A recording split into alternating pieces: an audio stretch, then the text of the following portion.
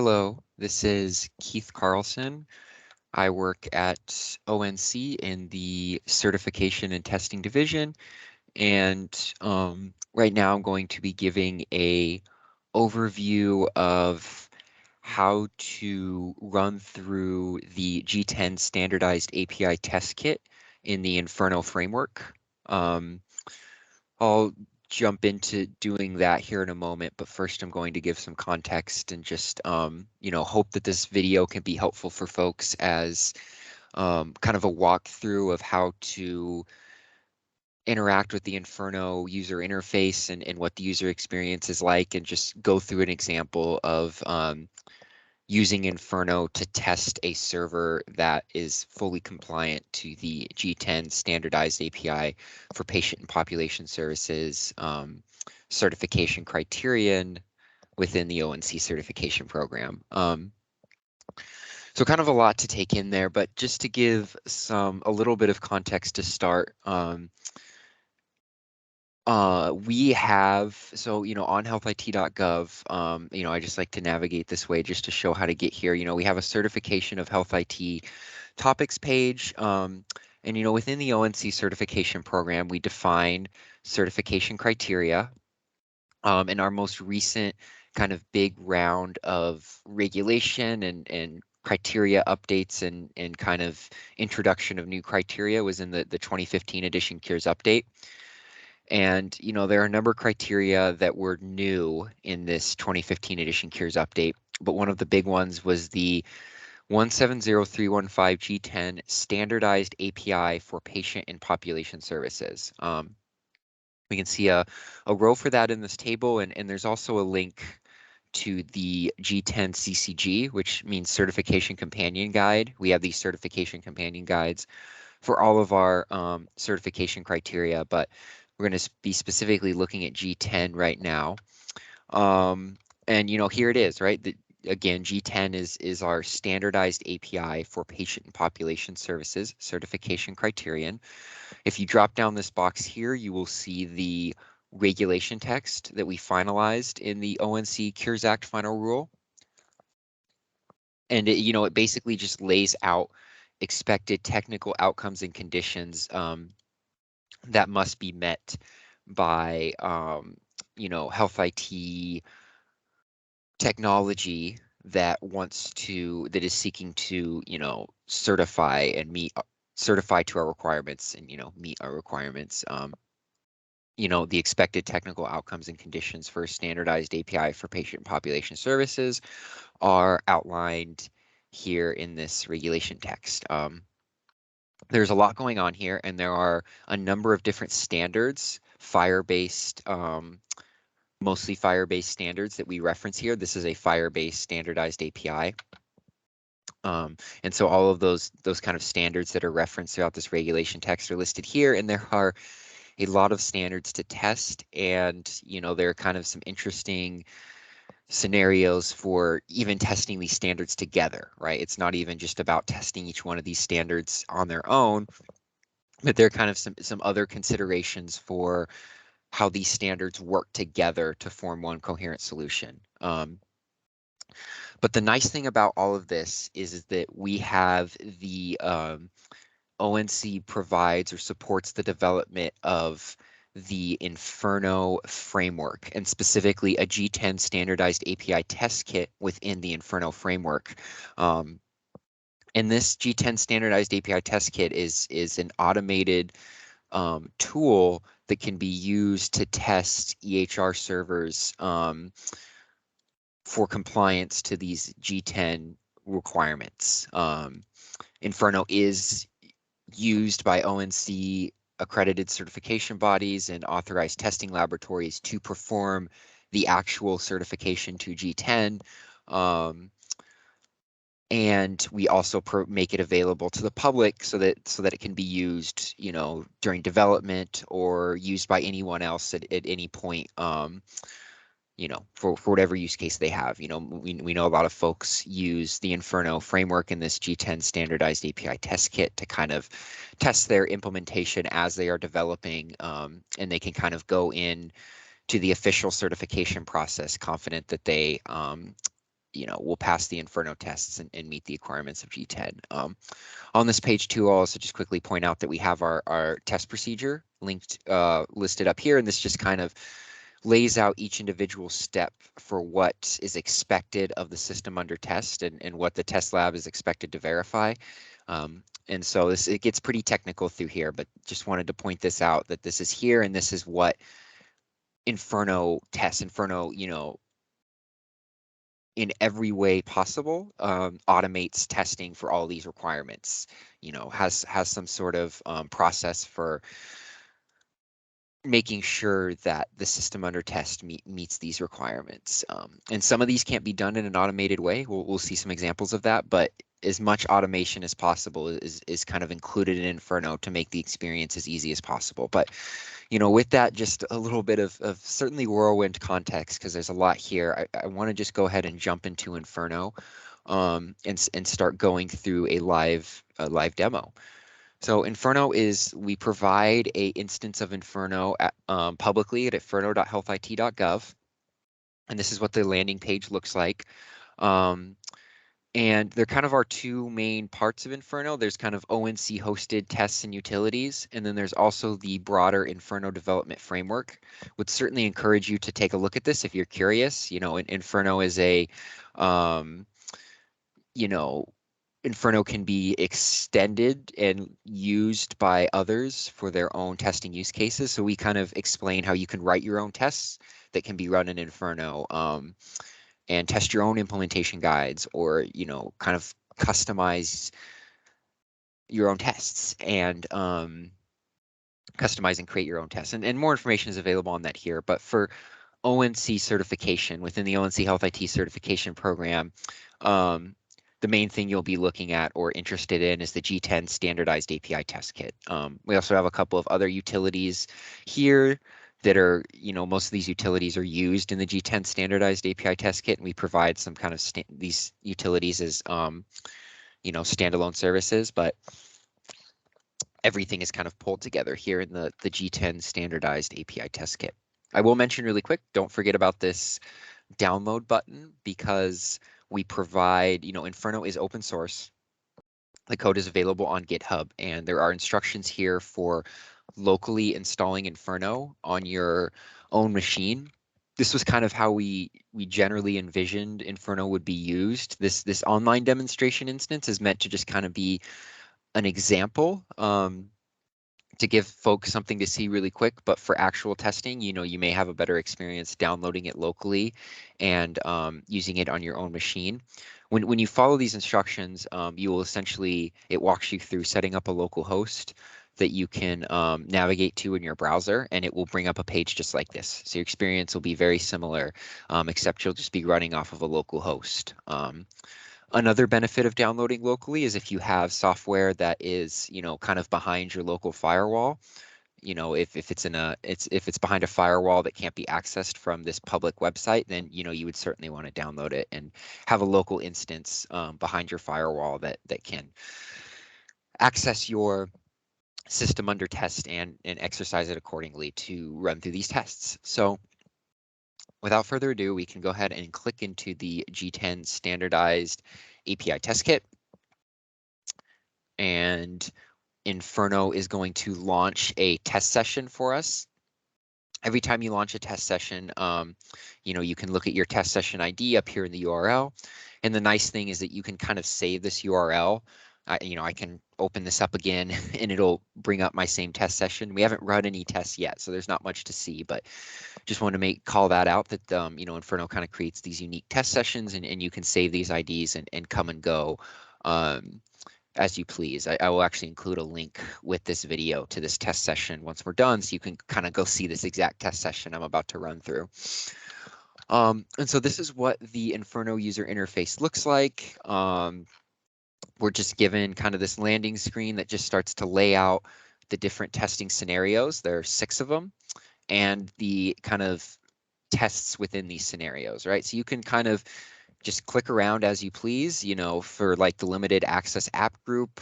We've got these 2 sets of tests here, and then you can drill down into the very individual things that are being tested, you know, in this step.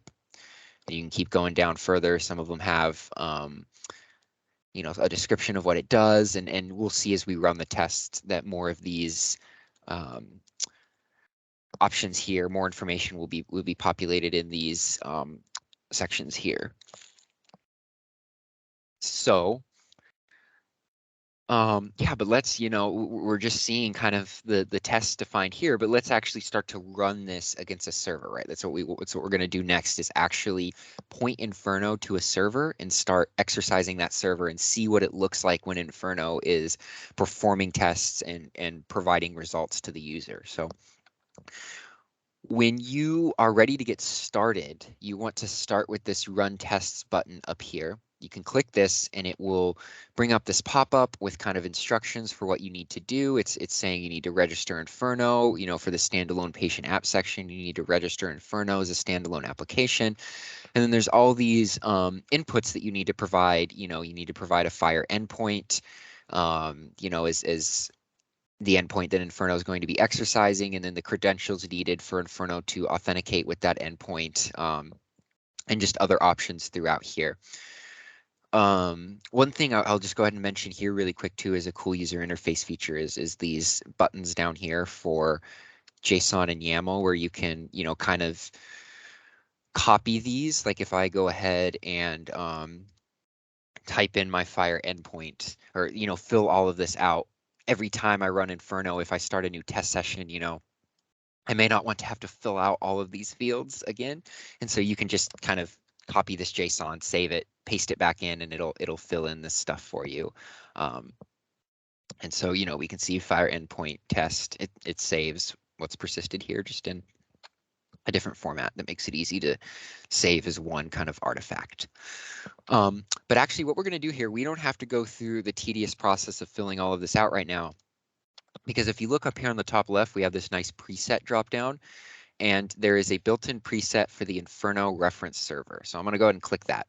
And, you know, we see down here that the Inferno reference server has been set as a preset. Just some quick background on the Inferno reference server. You know, it is a G10 compliant server, open source server that we provide and host, that can be used. You know, you can point Inferno to this server and run through the tests as a reference to see what the testing experience should look like for a server that is completely compliant to the G10 requirements. You know, this server already is loaded up with synthetic patient healthcare data, so it's already included there, and you know, it's allows, you know, it provides an example that can be used, you know, for just at least giving something that you can point to run through these Inferno tests. Obviously, if you have your own system under test, you would have to fill in everything yourself, but for now, just to demo what the user experience is like, we can preset the Inferno reference server.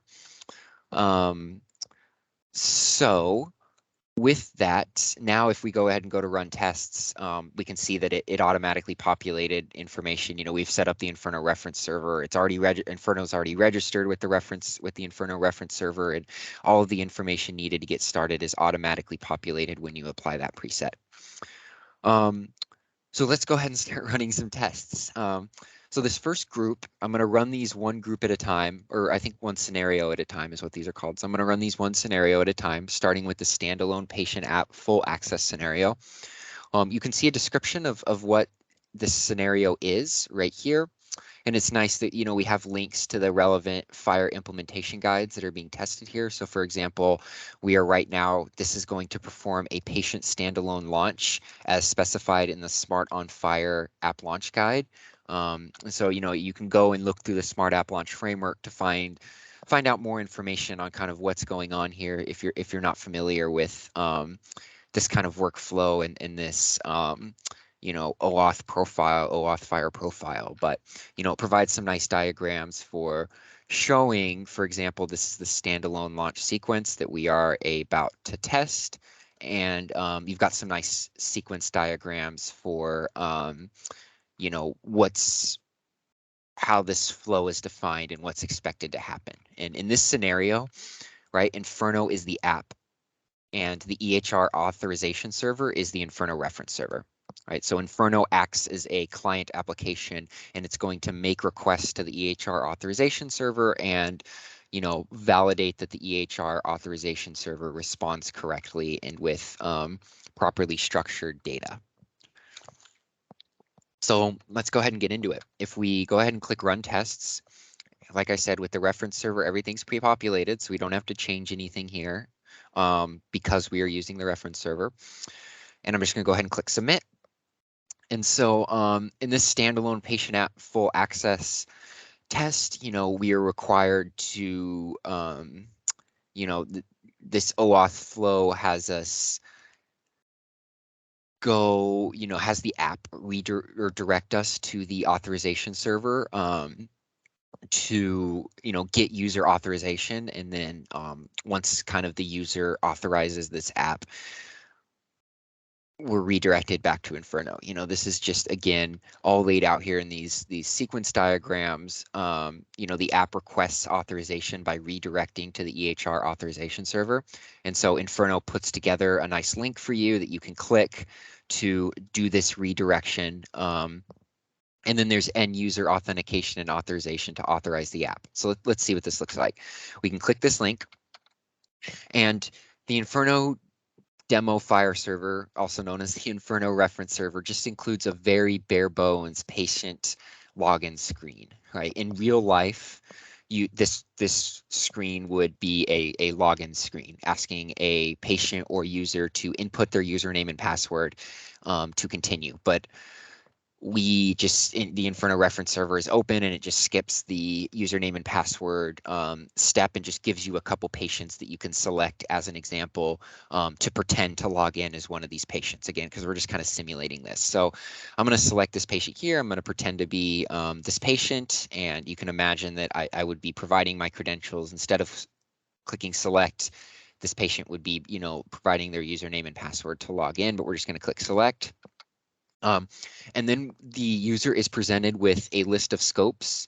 Again, this is all on this is on the system under test that's providing this information. So this will look different for different systems, depending on, how your implementation, builds its authorization screens like this. But again, the Inferno reference server is just very simple. It just provides a list of scopes and you can check and uncheck them accordingly. This is the standalone app full access test. So we need Inferno is expecting to be granted full access. And again, within the smart app launch sequence, we're kind of in this step here. We're going through this end user authentication and authorization step. And once I click authorize, that's, I'm giving approval and we'll be redirected back to the app. So when I click authorize, we are redirected back to Inferno. And now that Inferno has been authorized and authenticated, it can start making requests and validating responses to make sure this standalone patient app full access was completed correctly. And we see that we got all green passing check marks, which is great and certainly to be expected with the reference server. But it's nice here because once we have run tests, you can now drop back down into these and look at each individual test. So if you get an X here, be sure to drop down and try and look for the individual tests that you may have failed, right? Because if one test fails within this group, there will be an X here at the high level and even an X all the way up here for this scenario. Everything has to pass to get these green check marks. And I always like to look for these. We'll see some different examples of these icons here that may be available. You'll see that not every test has these icons. This is the request icon. And this means that an HTTP request was made during this test. And so we can actually go ahead and click on that. And this will just take us to the drop down and specifically to the HTTP request section right here. And we can look at the very specific request that was made, right? Inferno made an outgoing GET request to this URL. It's expected that a well-known smart configuration file is made available by the system under test. And so Inferno is retrieving this well-known smart configuration file and then, in the next test, it actually makes sure that it contains the required fields. But this test is just about retrieving it, and it expects to get a proper HTTP status, you know, like successful response. And we can actually click details and drill down even further and see the specific request and response headers and the raw JSON that was provided by the system under test. So it's just great for being able to dive deep into what's going on here and what's being returned. So you can feel free to, you know, navigate around these tests as you see fit and look around at these different responses and kind of what's going on. It's really neat that you can drill this far down in with Inferno. But yeah, I think, you know, these are just all part of the different tests for standalone patient app, and more information is found in the Smart App Launch framework and the OpenID Connect specification. But I think with that, we're going to just keep marching through. We still have a lot of scenarios to get through, so we'll go on next to the limited access app tests. So in this scenario, we are again doing a standalone patient app launch, just like we did before. But now instead of full access, we're going to simulate limited access. And let's go ahead and see what that looks like, because this is going to look very similar to what we just did with a small caveat. So when we click run tests, we'll see that we're provided again with the screen to you know, provide some inputs. A lot of these are locked because these inputs are just persisted over from this test. It's the same registration credentials, like Inferno's just performing another launch with the same server, and so, you know, you'll be using you'll be exercising the same FHIR endpoint, and Inferno's still registered with the same client ID and client secret, and so this information's persisted over and it's locked in this scenario. But you know, these are all values that you would have already defined in the standalone patient app scenario. But the one thing that is different is this field up here, where we are supposed to list out the expected resources granted for limited access launch. And they go ahead, you know, Inferno just pre-fills this in with patient condition and observation. I'm going to leave those here, but you can change this to, you know, however you want to test it. You know, specify some number of FHIR resources that you are going to only grant access to during authorization, and you know, you want to leave it so that there are at least, you know, because we have the scopes down here that the Inferno is going to be requesting, and you want to make sure that there's at least one resource scope that's not listed up here, because you know, we want to test not allowing that scope and making sure that the server properly restricts access. So best way to get into this, if that's not making complete sense, it's a lot to take in, is to just run through this and see what this looks like. So you want to remember whatever it is you type in here. So I'm just going to go ahead and copy this and just paste it up here just so I have it in my notes if I need to go back and look at that. But when we click submit, we're going to go through the same OAuth dance that we just went through, this same scenario in the sequence diagram in the Smart App Launch Guide. Again, I'm going to pick the same patient, but now we need to select which scopes. As a user, we're simulating a user selecting which scopes they would like to authorize. And this is where we want to not select everything this time. We're not giving Inferno full access. We're only going to give Inferno limited access based off of what we defined before. And remember, we said we're only going to give access to patient, condition, and observation. So let's go ahead and uncheck all of the FHIR resource scopes. We want to leave these scopes checked because these are just other non-resource related scopes that are used throughout this launch, and you can find more information on how these are defined in the Smart App Launch framework. But we have all of our FHIR resource scopes unchecked, and we only want to check patient, condition, and observation. So we're going to check patient, condition, and observation, right? So just keep in mind here, remember, like, take, for example, I'll show, just be sure to remember that, for example, we're not selecting allergy intolerance.read. So we're simulating a user who's like, I don't want this app. And in this case, the app is Inferno. So I don't want this app to have access to anything except for my conditions, observation, and my patient demographic information. And so this simulates a scenario where a user's like, okay, I'm going to restrict access to all of these and only allow this. So let's go ahead and click authorize. We'll be redirected back to Inferno. The tests run pretty quickly. And we see that everything passed, which is great. But let's drill down into what happened a little bit here. I think it's interesting and kind of cool how this works is if we, in this test grouping, Inferno basically tries to access all of the resources that we didn't approve. It also tries to access the resources that we did approve, right? For example, we approved access to the patient resource, and we can see that it was access is expected to be granted and requests were properly turned to 200 because we authorized access to the patient resources, or the user authorized access to patient resources. But for example, we did not approve access to allergy intolerance resources. And we can see that this test passed. Access to allergy intolerance resources were restricted properly based on patient selected scope. And if we drop down into here and look at the HTTP request, we will see that Inferno tried to get an allergy intolerance from the server, but the server returned a HTTP 401 and gave an operation outcome saying access to resource allergy intolerance is restricted. We did not get back the data here. The server properly restricted this, and this is what we want to see, right? So this is just making sure that the server can properly restrict access to data, because if this allergy intolerance was allowed when the user did not select it, it's obviously not a problem and not compliant with the Smart App Launch Framework and our G10 certification requirements. And again, you can drill down into all these different tests as you would like and kind of see the requests that were made and what happened.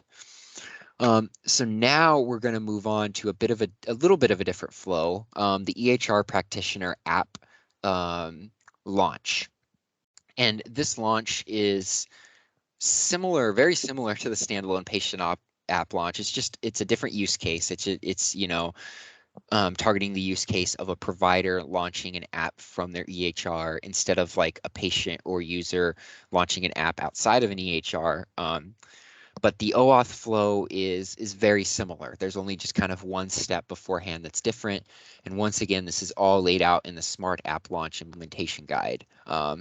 There's a specific sequence diagram for the EHR launch sequence. And basically, the main difference here is we have this earlier step where, again, we're assuming that this is a use case where a provider's launching something from their EHR. And so there's this kind of EHR session that's happening. And then once a provider or an EHR user launches the app, that session it's going to redirect to the app. It's going to like open that app, and then the app goes through the normal OAuth kind of dance. It's the same standalone flow, from the app to the right here is the same standalone launch, or very similar standalone launch that we just did, going to the Fire server and authenticating and authorizing, or getting proper authentication and authorization, and then retrieving data and using that data however it is programmed to. So essentially, but yeah, we'll just start running through Inferno, and I'll jump back to this diagram to kind of show what's going on. So again, if we click run tests, there are, it kind of walks you through what you need to do. Everything's already pre-populated for the reference server. It's pretty similar. You just need to register and provide an endpoint and some scopes and some other settings. And we'll go ahead and click submit. So this is a little bit different here because we're waiting for this step to happen right here, for the app to be launched within the EHR session, and we need to kind of simulate that. So if we go to Inferno, if we go to the landing page for the Inferno reference server, which is at inferno.healthit.gov/reference server, this provides some information on this, the Inferno reference server, but then there are also some links here at the bottom. And we provide a kind of app launcher right here, a very simple app launcher. So in real life, this would be an EHR session, right? This is obviously a very, very rudimentary, very bare bones example here, but this would be kind of an EHR session, and launching an app would be like an example of, clicking on an app within an EHR session. And we're about to simulate once I paste in the app launch URI and click launch app, we are going to be doing this redirection right here. As defined in the Smart App Launch Guide. So basically Inferno says, all right, user action required. We need to launch Inferno from the EHR. We need to use this launch URI. And it's just expecting it to be launched with an ISS of expected to be launched from the reference server, which is where we are right here. So let me go ahead and copy this and paste, click launch app. And we're going to be redirected back to Inferno. So we basically just did this part where we redirected to the app. Remember, Inferno is the app in this situation. So this redirection just happened. I will point out that we now kind of have 2 sessions open. You can close this one. How I mentioned before with how these test sessions are kind of persisted, it's persisted between these 2 tabs. And so I'm just going to close this just to consolidate things. But we're right back to where we were. And we click this link to authorize with the Smart Server. And now we go through the same Smart authorization sequence that we just went through for the standalone launch sequence. Yeah, they even define this in the implementation guide, right? They kind of have section 6.1 and 6.2. They call out the difference, the subtle difference between the EHR launch sequence and the standalone launch sequence. But then once you get through these 2 differences, both of them then have you go into a authorization sequence, which is what we're doing right here, right? The app is requesting authorization. Now we're in this process of authorizing the app and approving it. So we'll go ahead and, authorize and approve this app. And Inferno runs through the tests and everything passed here. Again, you can look through these as you would like. I don't think there's anything specific I want to point out now. So now those are the, well, not the only ones. There are some more things in additional tests, but for now, these are the kind of 3 authentication and authorization tests. We have completed those. And Inferno at this point is now authenticated and authorized with the system under test. So now we go into the single patient API tests, which actually will now retrieve and validate the healthcare data from the server, the raw fire health data from the server. It will make requests for that data. It will search for that data using required search parameters, and it will validate the fire resources returned to make sure they are structured properly according to the fire specification. And again, be sure to read these descriptions for more information. And there are good links here. They link out, we provide a link to the implementation guide that's being tested here. In this case, it's the US Core implementation guide, and these are all of the profiles, the fire profiles in the US Core implementation guide. And they provide, you can see the expected data elements. You can also see the expected search parameters that must be supported. Inferno is going to test that these search parameters work correctly and that all of this data is presented as expected. So let's just go ahead and run, and then I'll show some examples of what's going on. So we click run tests. We've already gotten an access token and a refresh token from the previous authentication and authorization steps, and those have been persisted over to here. And then there are just some additional customizations you can make if you would like, depending on just some nuances of different systems under test. Let's go ahead and click submit. And these take a little bit of time to run because there are just hundreds and hundreds, maybe even thousands, I'm not sure, but there are a lot of requests being made in this test scenario and a lot of validation going on. So these take kind of the longest to run. But luckily, while they're running, we can already start to dive into the results that we've gotten back. So I pulled up this allergy intolerance profile before, and I just want to show an example of how Inferno's testing conformance to this. So if we look into these tests again, we can dive into all the specific requests that were made. And, for example, if we look here at the implementation guide, it says that we have these mandatory search parameters, and there's one mandatory search parameter. And it is expected that the server shall support searching for all allergies for a patient using the patient search parameter. And this is what this search would look like. We're going to make a GET request to the base URL for allergy intolerances referencing a specific patient. This is required to be supported according to the implementation guide. And, here's an example with some values filled in for for a patient ID. So let's go back and look at what Inferno does, right? There is a test for server returns valid results for allergy intolerance search by patient.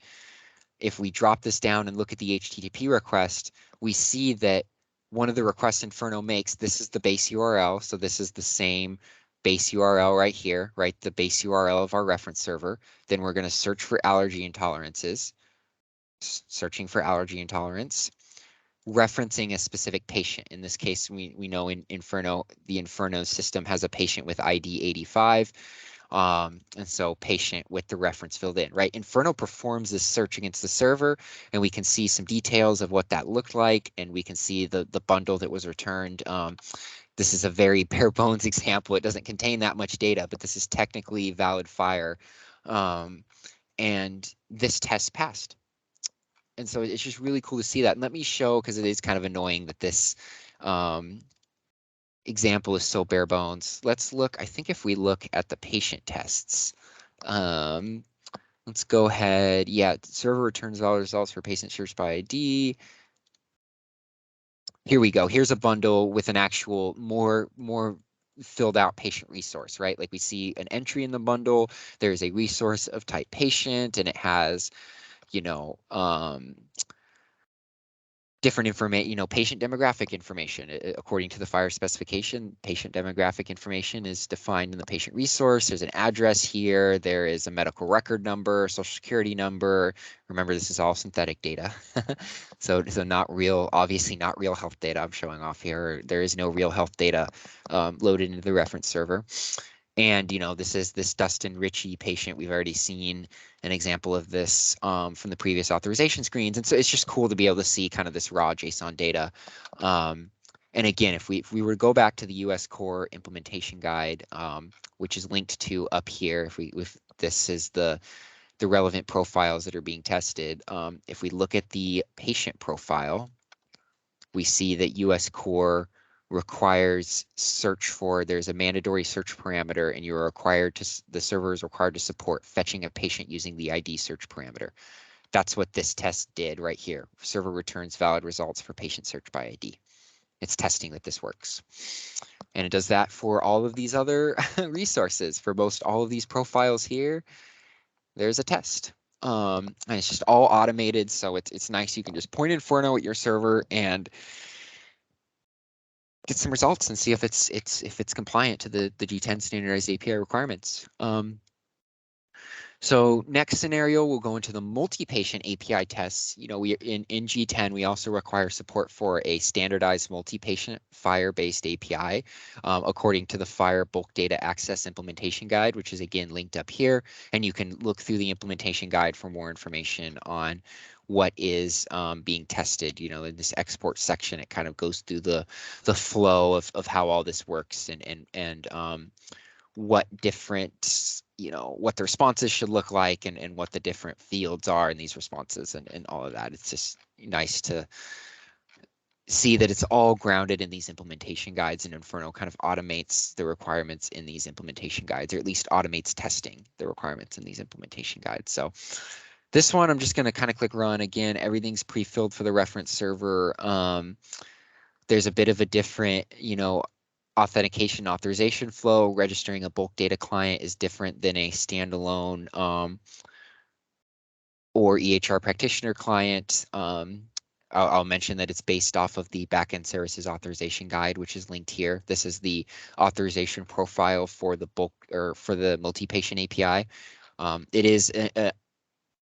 is just like the Smart App Launch Guide and OAuth profile, but there are some differences that you can find more information about here. But we're just gonna go ahead and click run tests. Again, a lot of this is pre-filled for the reference server, and you could fill this in for your system under test as needed. Click submit, run through these.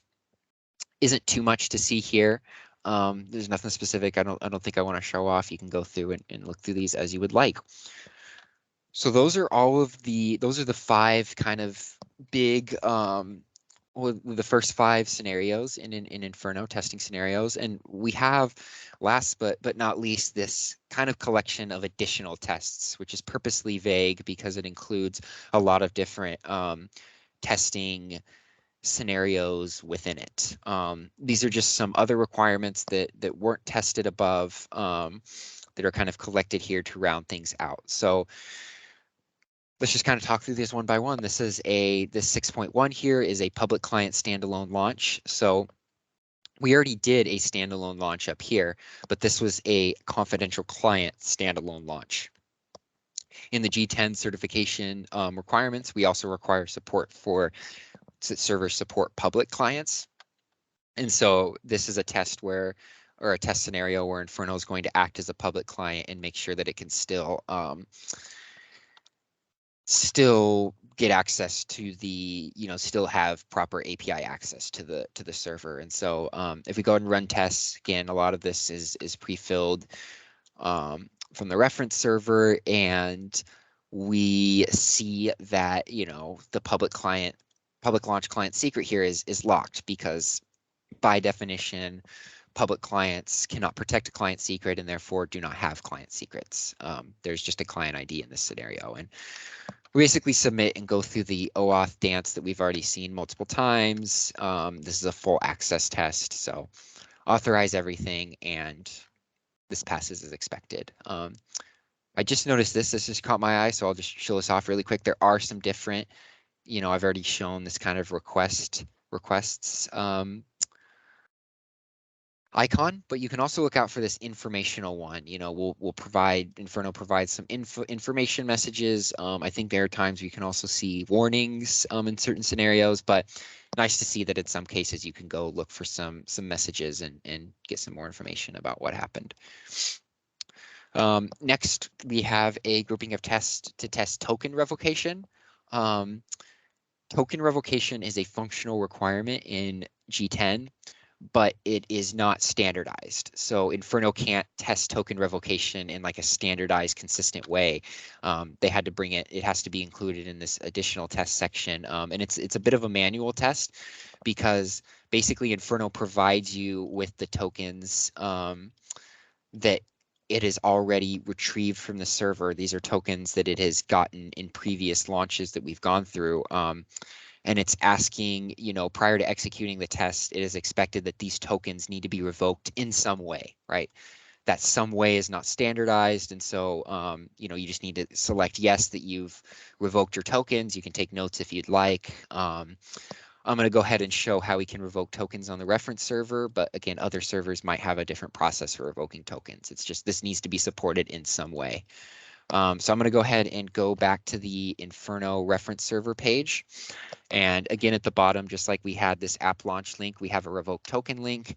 And this is just how we can revoke tokens on the Inferno reference server. We can paste this bearer token here and revoke it. And token successfully revoked. And you may need to also revoke your refresh token depending on your implementation. I know that if I do this here, it's going to give an error because I think that once I revoke this bearer token, it revokes the refresh token also. But, just calling that out too, that depending on your different implementations might work a little differently. So now I'm going to go ahead and say, yes, I have revoked these tokens and click submit.